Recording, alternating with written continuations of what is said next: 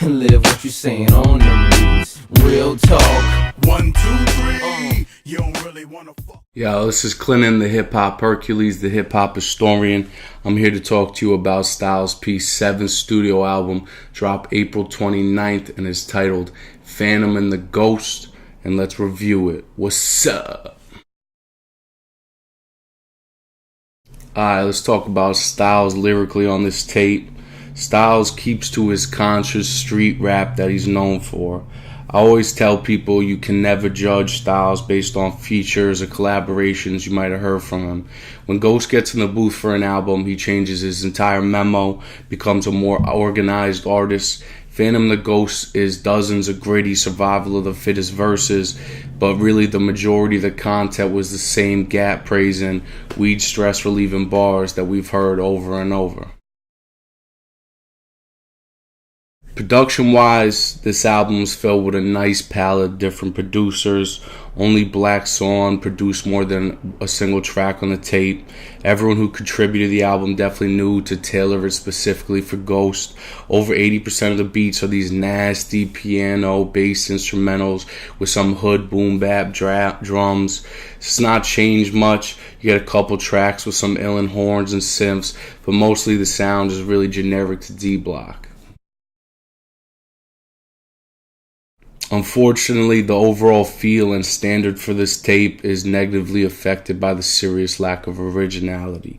About 7 out of 12 of the tracks are on that G shit, threatening fuckboys, talking that money over everything type stuff. 2 songs are all about Styles' known infatuation with Bud, Sour Diesel to be specific, but isn't really brought to us in any original way. Really, the only tracks, Only for the Best and World Tour, are the ones bringing like a minimally fresh idea to the mix. Styles is an interesting artist to judge based on flow. I think the reason Styles always had such a loyal and almost cult-like fan base is because of his sound. A lot of people he introduced Ghost tracks to will call him whack or boring just based on like his unenthusiastic flow.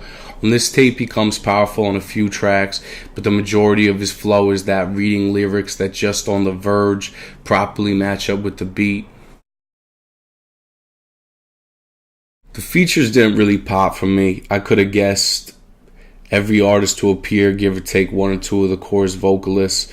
Sheik actually goes extremely hard on his opening to Creep City track, but only gives us a handful of bars. Vado is over-synthed, but doesn't have a horrible verse on World Tour. The bullpen does nothing special, but puts like a shade over Ghost on Don't Be Scared. Jadakiss, a king in the game, was pretty much extremely disappointing. Sounded mad last minute with his weed bars on Sour. Rocco was also simple on the track.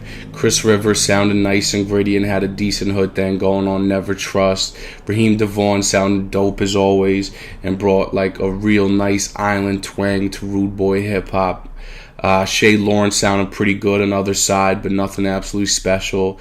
Last and least, Dice Payne took one of the dopest beats on the album and just sounded like garbage, spewing nonsense with his chorus on the track Smoke All Day. Overall, I would not say this is one of the weakest projects put out by Styles P, but I expected more. I was looking for more conceptual joints. A lot of it was that same sound and the opposite of what I enjoy and like to hear from his conceptual side. But beats were okay, gritty, definitely something you could bump in the whip. But we're definitely not losing that Styles P love. Looking forward to the Locks album, and he will continue to be a hard artist out here in these streets.